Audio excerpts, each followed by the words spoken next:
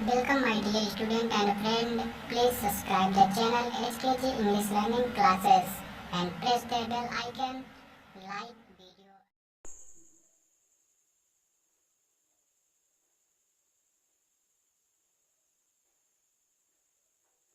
हाय dear student, स्वागत है आप सभी लोगों का आपके अपने YouTube channel HKG English learning classes में। स्टूडेंट्स, जैसा कि हम सभी लोग सेंटेंस के बारे में पढ़ रहे हैं, उसके प्रकार के बारे में पढ़ रहे हैं, उसी क्रम में चलिए शुरुआत करते हैं अंतिम सेंटेंस को, जिसका नाम है एक्सक्लामेटरी सेंटेंस, जिसे हम एक्सक्लामेटरी सेंटेंस भी कहते हैं।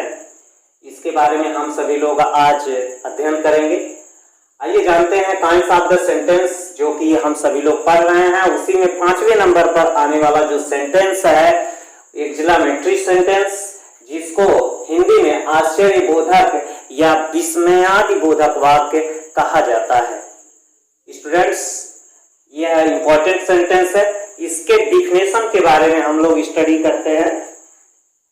यहाँ पे डिफिनेशन है, the sentence which expresses more joy, sorrow, praise, surprise, contempt, anger, hatred and regret is called an exclamatory sentence.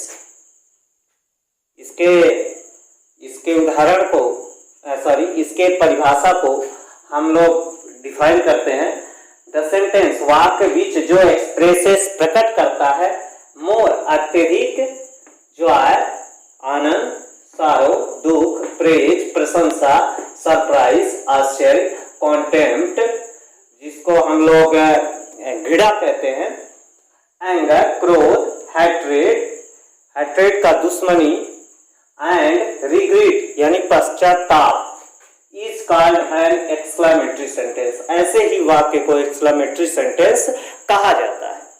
फिर आते हैं स्टूडेंट्स, इसका एक और डिफिनेशन देखते हैं। Some strong sudden activity and feeling of surprise is called an exclamatory sentence. Some strong कुछ तीव्र अचानक एक्टिविटी जो कार्य घटना घटित होती है, एंड फीलिंग जो भावना होती है, ऑफ सरप्राइज आश्चर्य के रूप में जो अचानक कोई भावना उत्पन्न होती है, उसे हम लोग एक्सक्लामेटरी सेंटेंस कहते हैं। एक्सक्लामेटरी सेंटेंस को हम लोग सिंपली भाषा में समझते हैं। आश्चर्य क्या होता है? सबसे बड़ी बात होती है कि आश्चर्य को हम लोग कैसे प्रकट करते हैं। स्टूडेंट्स, ये बोर्ड पे मैं लिख देता हूं, इसका एक रीजन है वीडियो लंबा ना हो और आप बोरिंग भी ना हो, इस वजह से मैं पहले ही लिख देता हूं ताकि आपको आसानी हो। मैं इस चीज को समझाने का प्रयास करता हूं। और आइए देखते हैं। तो अचानक कोई घटना जब आपके सामने घटित होती है, तो जिस तरह से आप किसी के सामने उस घटना का वर्णन करते हैं, डिस्क्राइब करते हैं, तो वहां पे जो बोलने का मेथड होता है बहुत ही अद्भुत होता है। जैसे कोई अचानक एक्सीडेंट हो जाता है, तो आप बताते कैसे हो कि मेरे सामने एक ट्रक और कार में भिड़ंत हो गई और कार ऊपर उड़ती हुई गई और 20 मीटर दूर जाके गिरी। ये बोलने का जो मेथड आदमी का चेंज होता है, फेस वैल्यू चेंज हो जाता है। और घर में कोई अचानक सांप आ जाता है, तो आप बताते कैसे हैं कि मतलब प्रेजेंट कैसे करते हैं कि बहुत मोटा सांप है, बहुत ही डेंजर है, उसका फंड बहुत खतरनाक है। तो मतलब जिस तरह से आप किसी फीलिंग को, मतलब वो एक्टिविटी है और उस एक्टिविटी को जिस एक्सप्रेशन के साथ आप प्रेजेंट करते हो, उसी को एक्सक्लामेटरी सेंटेंस कहते हैं। आपके डेली लाइफ में ये सारी चीजें घटित होती रहती हैं और आप उसे प्रेजेंट भी करते हैं। आइए स्टूडेंट आगे बढ़ते हैं। हिंदी में परिभाषा क्या कह रहा है, इसके हिंदी के डिफिनेशन को देखते हैं। वह वाक्य जिसमें अत्यधिक खुशी, दुख, प्रशंसा, आश्चर्य, घृणा, दुश्मनी, क्रोध, पश्चाताप इत्यादि भाव का बोध हो, तो उसे विस्मयादिबोधक या आश्चर्यबोधक वाक्य कहते हैं। आइए देखते हैं कि एक्सक्लामेटरी सेंटेंस में महत्वपूर्ण महत्वपूर्ण बिंदु क्या होता है? What is the main fact, important fact of exclamatory sentence? How will you address about it when you are reading a book? How will you recognize about the exclamatory sentence? So it is very important to know that each sentence with their notes. आइए देखते हैं, आश्चर्यबोधक शब्द या वाक्य के अंत में exclamation mark का प्रयोग, जिसे हिंदी में संबोधन का चिन्ह कहते हैं, इसका प्रयोग करना अनिवार्य होता है। फिर आगे बढ़ते हैं, यहाँ पे देखें व्हाट और हाउ का प्रयोग। व्हाट और हाउ का प्रयोग इसमें सेंटेंस में आता है जब किसी प्राकृतिक छटा को आप देखते हो या किसी छोटे बच्चे को देखते हो तो कैसे आप प्रेजेंट करते हो, कोई भी चीज मतलब कोई भी घटना जब आप प्रेजेंट करते हो और जिसमें व्हाट और हाउ का प्रयोग आता है तो उसे आप कैसे प्रेजेंट करोगे, कैसे लिखोगे या कैसे बोलोगे, इसको समझने का प्रयास करते हैं।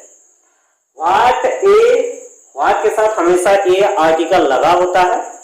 उसके बाद एडजेक्टिव यानी विशेषण, जैसे मोटा, लंबा, सुंदर इत्यादि, इसी को विशेषण कहा जाता है। फिर उसके बाद नाउन जो है जिसे हम देख सकते हैं, छू सकते हैं, महसूस कर सकते हैं, या जितनी भी चीजें पृथ्वी पर अवेलेबल हैं, जितनी भी चीजें पृथ्वी पर हैं उसे ही संज्ञा कहते हैं। सिंपली आप समझ जाए कि संज्ञा होता क्या है। तो संज्ञा वह फैक्ट होता है जो पृथ्वी पर है और जिसको हम अपनी आंखों से देख सकते हैं।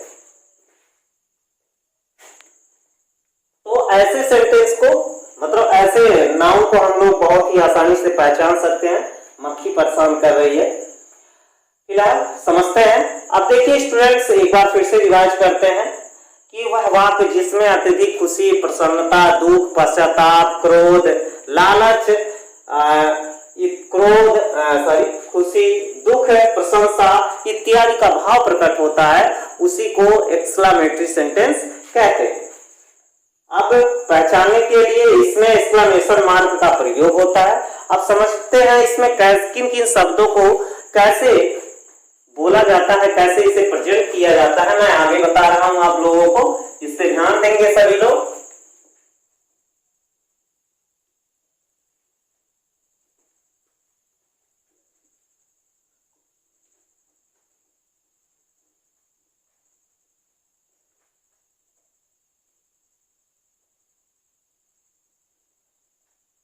एक्सक्लेमेटरी सेंटेंस को आप पहचानोगे कैसे?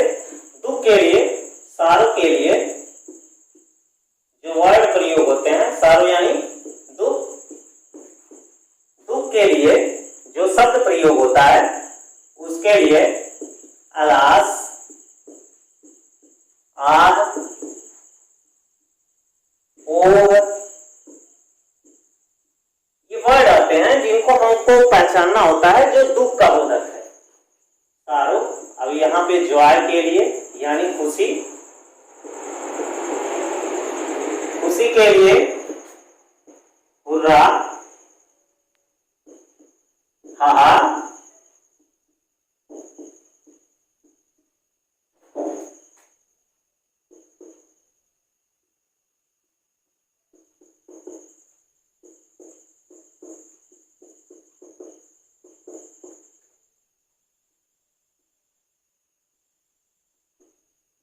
प्रेज यानी प्रशंसा,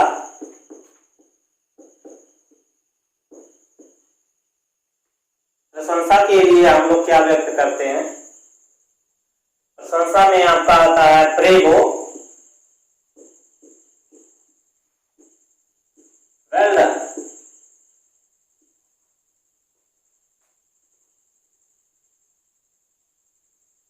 ये आपके लिए देखिए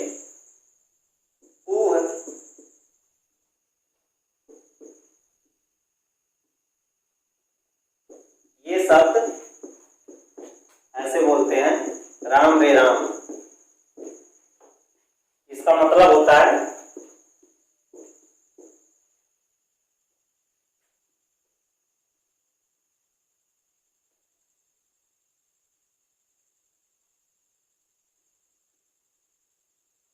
अब स्टूडेंट्स और बहुत चीजें हैं, इसमें बहुत सारे शब्द प्रयोग होते हैं, लेकिन वो प्रचलन में नहीं है। मोस्टली आप इन्हीं को जाने, यही काफी है आपके लिए। पार्ट ए, जैसे देखिए पार्ट ए का प्रयोग देखते हैं। कितना सुंदर बच्चा है।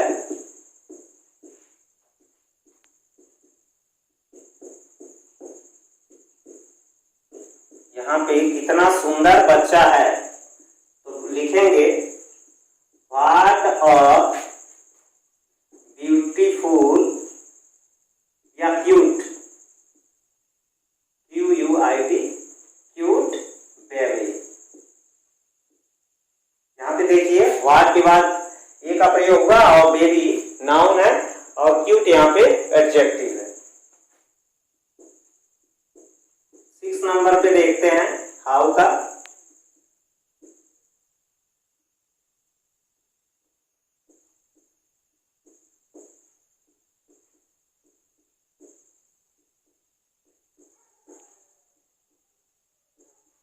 कितना खराब खाना है, इस सेंटेंस को देखिए, कितना खराब खाना है।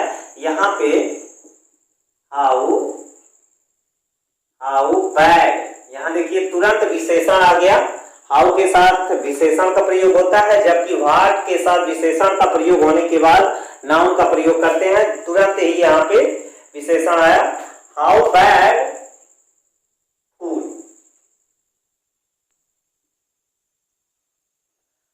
तो इसी तरह से यहाँ पे दुख के लिए लिखते हैं हाय वह मर गया।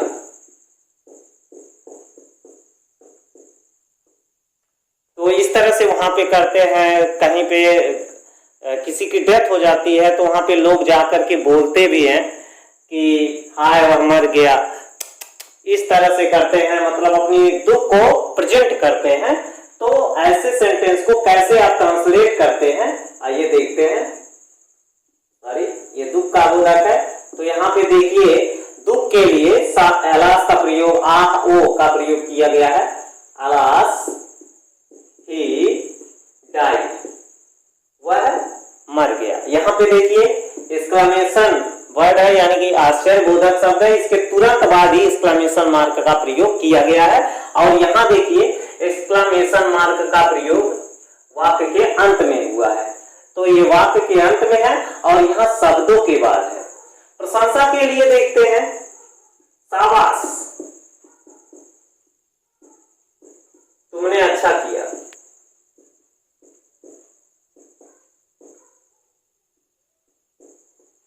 शाबाश यहाँ प्रशंसा के लिए बता रहा है। तो आप कैसे प्रेजेंट करेंगे इस चीज को? ब्रेवो, ब्रेवो यहाँ पे देख सकते हैं ब्रेवो का प्रयोग है। चाहे वेल डन, इन दोनों शब्दों में से कोई भी एक वर्ड सिलेक्ट कर सकते हैं।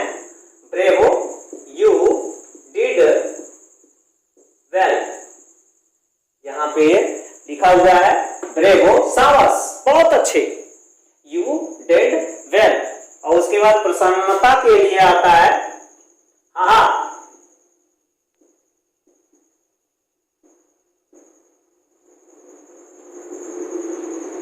हमने उन्हें हरा दिया।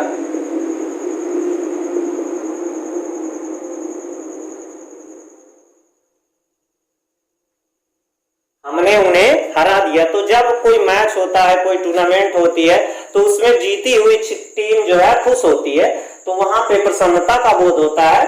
और वहां पे सेंटेंस प्रेजेंट होता है, हाँ हमने उन्हें हरा दिया। तो आप कैसे बनाओगे, आप कैसे ट्रांसलेट करोगे ऐसे सेंटेंस का? हाँ या हुर्रा, हुर्रा का प्रयोग करेंगे। इनके बाद, इसके बाद चाहे हा आप प्रयोग कर सकते हैं या हुर्रा का प्रयोग करेंगे। उसके बाद वी डिफीटेड, वी डिफीटेड किन्हें? उन्हें, देम। तो इस तरह से इसमें जो है सेंटेंस में ये इस सेंटेंस का प्रयोग होता है। इसमें लास्ट में इट इज या इट वाज छिपा रहता है। ऑलरेडी इसका प्रयोग कर सकते हैं, जैसे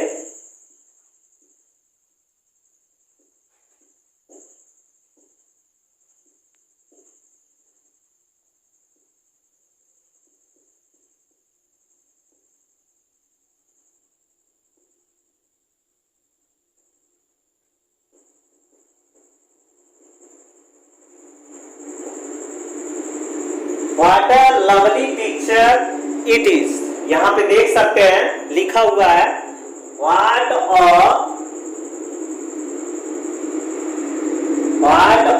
लवली पिक्चर इट इज। यहाँ पे इट इज ऑलरेडी ऐसे सेंटेंसों में छिपा होता है।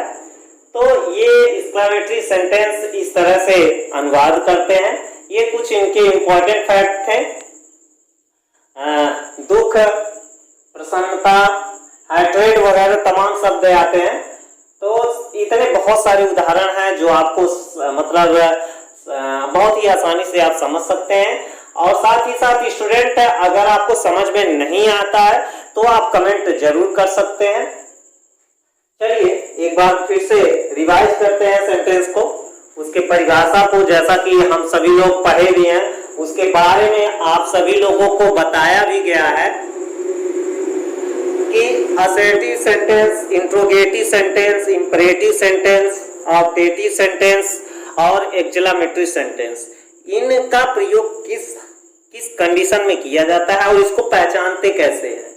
तो स्टूडेंट बड़ा ही आसान तरीका है। वीडियो को अगर एक बार समझ में नहीं आता है तो वीडियो को 2-3 बार देखें, क्योंकि ये जब स्टूडेंट पहली बार पढ़ता है तो उसको समझ में नहीं आता है।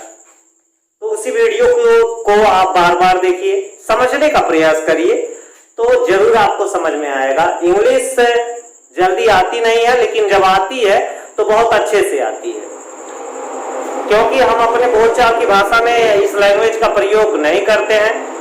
जो सिटीज एरिया है जहाँ पे डेवलपिंग का काम, एजुकेशन लेवल हाई लेवल पे है, वहां पे लोग इंग्लिश का प्रयोग करते हैं, लेकिन बहुत ही कम क्षेत्रों में जो है इंग्लिश का प्रयोग होता है। और मॉडर्न इंडिया की अगर बात करें तो यह डिजिटल इंडिया चल रहा है, और डिजिटल इंडिया में अगर आपको इंग्लिश का नॉलेज नहीं है तो समझिए कि आपका ज्ञान अधूरा है। तो स्टूडेंट्स सेंटेंस डिफिनेशन यहाँ पे कंप्लीट हुआ।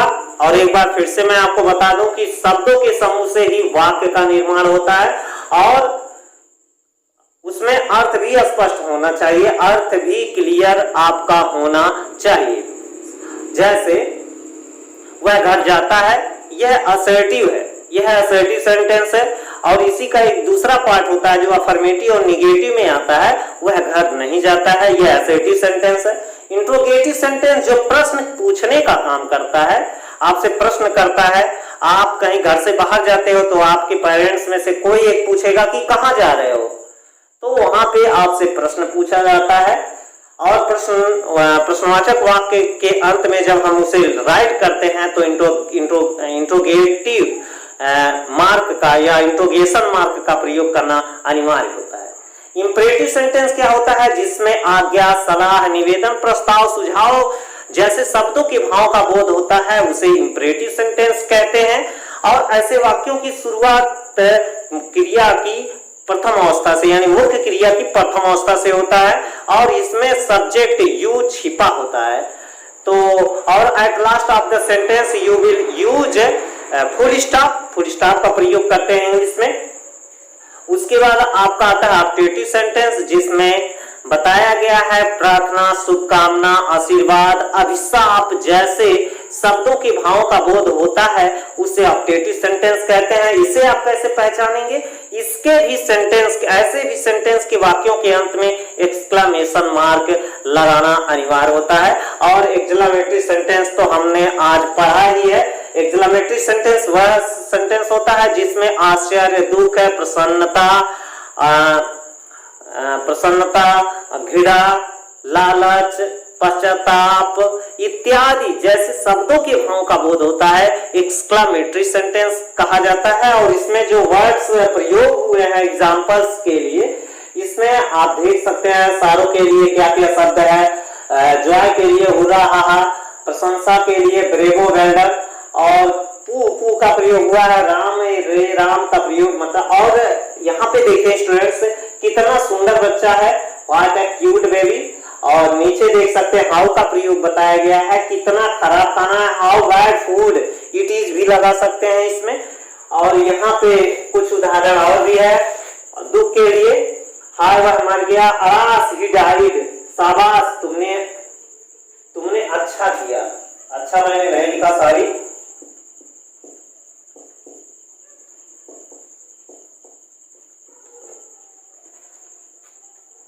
You bravo, you did well.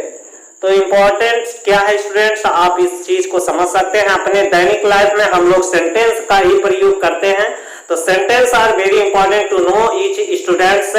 I hope that you are understanding all the sentence with their definition as well as examples. अगर कहीं भी आपको दिक्कत होती है तो कमेंट जरूर करें। और हाँ, आगे जानने के लिए, इसी तरह से नॉलेज पाने के लिए आप इस चैनल को सब्सक्राइब करें और ज्यादा से ज्यादा लोगों के पास शेयर करें, ताकि इसके बारे में अन्य लोग भी फायदा उठा सके। तब तक के लिए take care, have a good day, thank you.